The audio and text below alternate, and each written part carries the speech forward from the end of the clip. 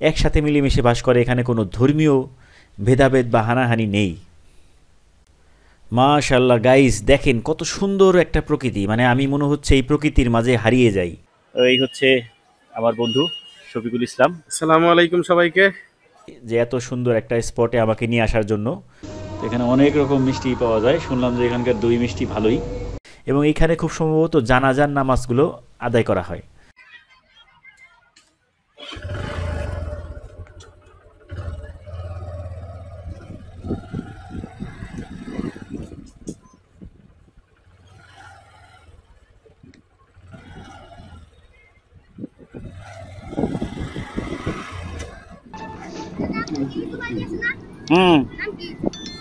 Harun blog BD, blog BD.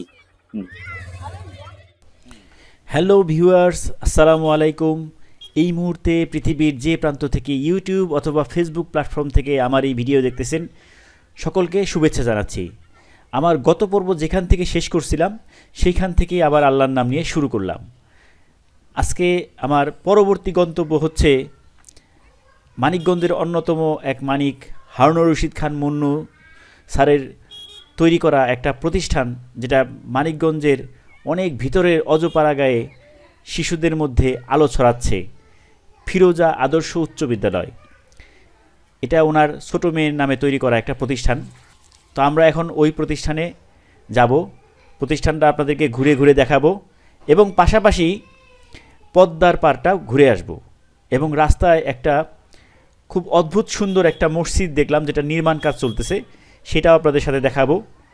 এবং ভৌতিক একটা বট গাছ আছে, দেখতে অনেকটা ভৌতিক লাগতেছিল আমার কাছে, তো ওইটাও আপনাদের সাথে শেয়ার করব। তো চলুন আজকের পর্বটা শুরু করা যাক। এই সামনে দুইটা রাস্তা দেখতেছেন, একটা ডান দিকে গেল, একটা বাম দিকে। তো আমি এখন বাম দিকের রাস্তা দিয়ে রওনা হব। আর ডান দিকের রাস্তা দিয়ে হচ্ছে আমি যে মহাদেবপুর থেকে আসলাম ওই রাস্তা দিয়ে হলো মহাদেবপুর যাওয়া যায়। আর এই রাস্তা দিয়ে সামনের দিকে অল্প কিছু দূর আগাইলেই কিন্তু সেই ফিরোজা আদর্শ উচ্চ বিদ্যালয়, এবং তার 1 থেকে 1.5 কিলোমিটার দূরেই হচ্ছে আমাদের মানিকগঞ্জের পদ্মার পাড়। যাত্রাপথে একটা নির্মাণাধীন ব্রিজ দেখলাম, কাজ শেষ, এখন দুই পাশের রাস্তা জয়েন্ট দিলেই এই ব্রিজটা ব্যবহার করা যাবে। কিন্তু চারদিকের প্রকৃতি এবং বিশেষ করে আকাশটা দেখেন কত সুন্দর, মাশাআল্লাহ। আসলে আমাদের বাংলাদেশের গ্রামগুলো যে এত সুন্দর, আমার কাছে মনে হইতেছে বিশ্ব ঘুরে দেখার আগে আমাদের সবার আগে আমাদের গ্রাম বাংলা ঘুরে দেখা উচিত। তো গাইজ, ভিডিও শুরুতে আমি যে বটগাছটার কথা বলছিলাম, এটা হচ্ছে সেই বটগাছ। তো যেহেতু এখন আমার অনেক জায়গায় যাইতে হবে, তো চিন্তা করলাম যে যখন আমি ফিরতি পথে এই বটগাছের এখানে থামবো এবং এই গাছটাকে খুব কাছ থেকে দেখব। তো গাইজ, আপনাদের সাথে কথা বলতে বলতে আমি কিন্তু সেই ফিরোজা আদর্শ উচ্চ বিদ্যালয়ে খুব কাছাকাছি চলে আসছি। ওই যে সামনে একটা বিল্ডিং দেখা যাচ্ছে, ওইটাই হচ্ছে সেই ফিরোজা আদর্শ উচ্চ বিদ্যালয়।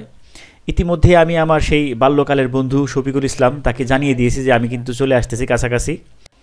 তো গাইজ, আমি অনেকটাই এক্সাইটেড, কারণ আমার এই বন্ধুর প্রতিষ্ঠানে আমাকে অনেক দিন ধরেই আসতে বলতেছিল, কিন্তু আসি করে আর আসা হইতেছিল না। তো আজকে ফাইনালি চলেই আসলাম। এবং যেহেতু ডিসেম্বরের 2 তারিখ, এখন বেশিরভাগ স্কুল প্রতিষ্ঠানেই কিন্তু ফাইনাল পরীক্ষা চলতেছিল, তো এই প্রতিষ্ঠানটিতেও পরীক্ষা চলতেছিল। তো ভিউয়ার্স, আসসালামু আলাইকুম। আমি এই মুহূর্তে আছি ফিরোজা আদর্শ উচ্চ বিদ্যালয়। এটা মূলত ভাদিয়াখোলা বাল্লা ইউনিয়নের অবস্থিত, এবং এটার উপজেলা হচ্ছে হরিরামপুর, জেলা মানিকগঞ্জ। তো এইখানে আসার উদ্দেশ্য হচ্ছে আমার খুব কাছের একজন বন্ধু, মানে ছোটোবেলায় যার সাথে আমি একসাথে বেড়ে উঠছি, সে হচ্ছে এই স্কুলের একজন সম্মানিত টিচার। তো তার সাথে দেখা করতে আসলাম। ও আসলে এখানে জয়েন করছে প্রায় 2 বছর হয়ে গেল, কিন্তু কখনো এই প্রতিষ্ঠানটাতে আসা হয় নাই। অনেকবার নাম শুনছি কিন্তু আসি নাই। তো আপনাদের সাথে একটু পরিচয় করাই দিই। এই হচ্ছে আমার বন্ধু শফিকুল ইসলাম। আসসালামু আলাইকুম সবাইকে। আসলে এত সুন্দর একটা প্রতিষ্ঠান এখানে দেখে খুব ভালো লাগলো। ধন্যবাদ, তুমি যে দাওয়াত দিছো, তোমার আমন্ত্রণে আসলাম। তো এই প্রতিষ্ঠান সম্বন্ধে কিছুটা, মানে তুমি কিছুটা বললে ভালো হতো আর কি, জানি একটু। আচ্ছা, এই প্রতিষ্ঠানটা মূলত হচ্ছে 1989 সালে প্রতিষ্ঠিত।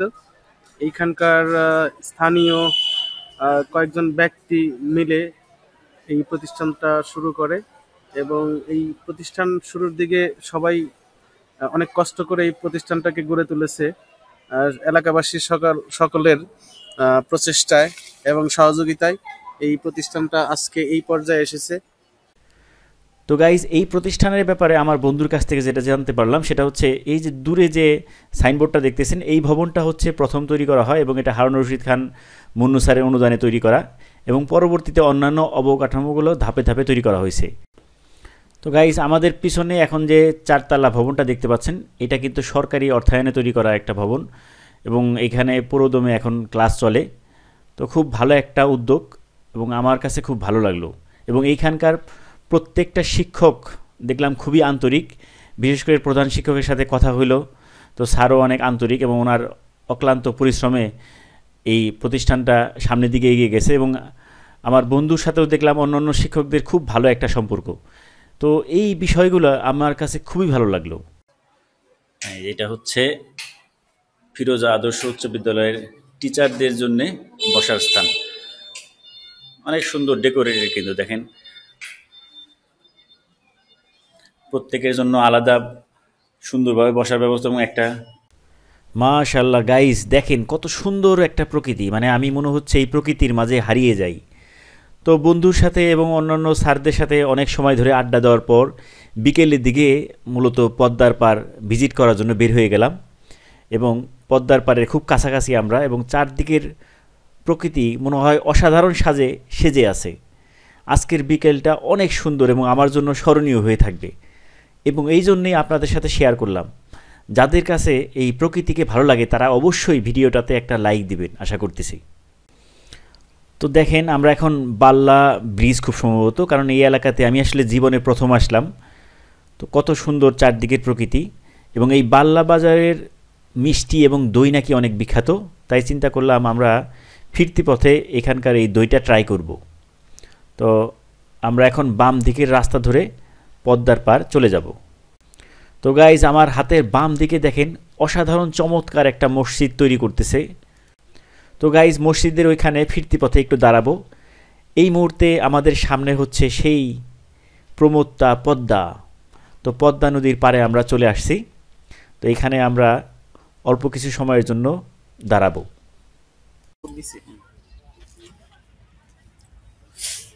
তো ভিউয়ার্স, আমরা এই মুহূর্তে আছি একদম পদ্মার পাড়ে। এই এলাকাটার নাম হচ্ছে কালীতলা, এবং আপনারা গুগল ম্যাপে দেখলে দেখবেন হচ্ছে কুশিয়ারচর লেখা আছে, তাই না?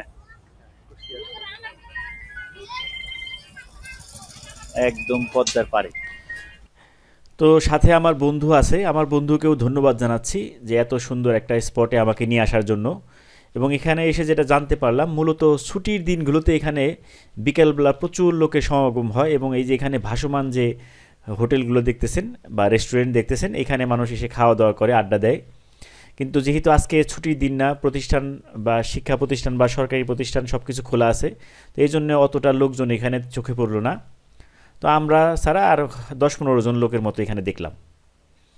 কিন্তু অসাধারণ একটা ভিউ, মানে অবশ্যই আপনাদেরকে বলবো আপনারা মানিকগঞ্জের এই পদ্মার পাড়ে আসুন এবং সৌন্দর্য উপভোগ করুন।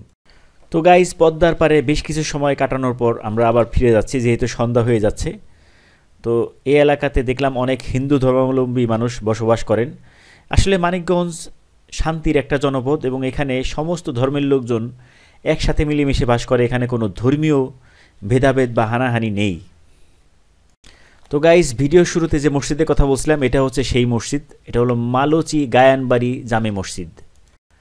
তো আমার বন্ধু পরে আমাকে এই বাল্লা বাজারে একটা মিষ্টির দোকানে নিয়ে আসলো। তো এখানকার মিষ্টি এবং দই ট্রাই করে দেখা যাক। আমরা আছি এখন বাল্লা বাজারে, তাই না? দেখ, বাল্লা বাজারে যে বন্ধুর সাথে এখানকার দই এবং মিষ্টি খাইতেছি আর কি। এখানে অনেক রকম মিষ্টি পাওয়া যায়। শুনলাম যে এখানকার দই মিষ্টি ভালোই, খুবই ঠান্ডা। এখন বন্ধু হইতেছে মনরে সান্ত্বনা দেওয়ার জন্য বলতেছে যে ঠান্ডায় ঠান্ডা কাটে না, ঠান্ডাটা কিন্তু খুব বেশি ঠান্ডা মনে হইতেছে দই। তো দেখা যাক।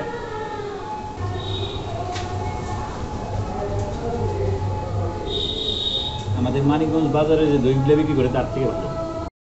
তো গাইস, বাল্লা বাজার থেকে দই মিষ্টি খাওয়ার পর আবার রওনা হয়ে গেলাম, কারণ রাতের বেলায় কিন্তু বাইক চালাইতে আমি কিছুটা আনইজি ফিল করি, আমার কাছে ভালো লাগে না। তো আমার মতে রাতের বেলায় বাইক রাইডিং না করাই ভালো। তো তো গাইজ আমরা এই বাল্লা ব্রিজ পার হওয়ার সময় খেয়াল করলাম যে ব্রিজের নিচের এই পাশটাতে খুব সম্ভবত হিন্দু ধর্মের ভাইদের কোনো একটা প্রোগ্রাম হইতেছিল। তো আমরা এই রাস্তা ধরেই সামনের দিকে এগিয়ে যাব। তো এখন আপনাদের উদ্দেশ্যে আরেকটা কথা বলি, বিশেষ করে আমার ভিডিও কিন্তু ইন্ডিয়ার থেকেও অনেকে দেখেন। তো তাদের উদ্দেশ্যে বলবো যে আপনারা কোনো রকম গুজবে কান দিবেন না। যেমন আমাদের এই মানিকগঞ্জের কিন্তু অনেক ভিতরের একটা এলাকা হচ্ছে এই জিটকার বাল্লা এলাকা, এবং এইখানে কিন্তু দেখেন আজকে হচ্ছে ডিসেম্বরের 2 তারিখ। অনেক সময় অনেকে বলে বেড়াচ্ছিল যে এখানে হিন্দু ধর্মের মানুষের উপর অত্যাচার করা হইতেছিল, কিন্তু মানিকগঞ্জে আমি কখনোই কোথাও শুনি নাই যে হিন্দু ধর্মের ভাইদের উপর অত্যাচার করা হইতেছিল।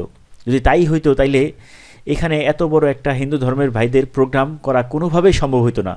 এবং এখানে দেখেন কি পরিমাণ লোকজন একত্রিত হয়েছে, এবং এখানে একটা মোটামুটি মাঝারি সাইজের মেলা বসছে, এবং খুব সম্ভবত হিন্দু ধর্মের ভাই বোনদের কোনো একটা ধর্মীয় অনুষ্ঠান এখানে হইতেছিল।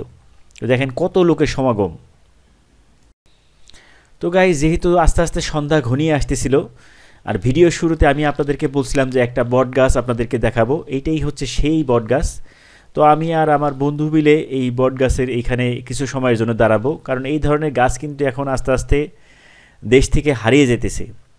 তো আমি প্রথম দেখলাম, আমার কাছে খুব অদ্ভুত লাগলো যে গাছটার শিকড় কীভাবে নিচের দিকে নেমে আসতেছে, এবং কিছুটা ভৌতিক আকৃতিরই মনে হইতেছিল। তো পরে এখান থেকে যেটা জানতে পারলাম যে এটার পাশে একটা কবরস্থান আছে, এবং এখানে খুব সম্ভবত জানাজার নামাজগুলো আদায় করা হয়। তো আমি আর আমার বন্ধু এইখানে অল্প কিছু সময় দাঁড়াইলাম এবং কিছু ফটো সেশন করলাম। এরপরে বন্ধুর সাথে কিছু সময় কথা বলে আমরা এখান থেকে বিদায় নিলাম। তো ভিউয়ার্স, আপনারা দেখতে পাচ্ছেন আমরা এখন এই বাল্লা যে বাজারে ছিলাম ওইখান থেকে যাওয়ার পথে এই বিশাল যে বট গাছ এটা দেখলাম, ভাবলাম আপনাদেরকে একটু দেখাই।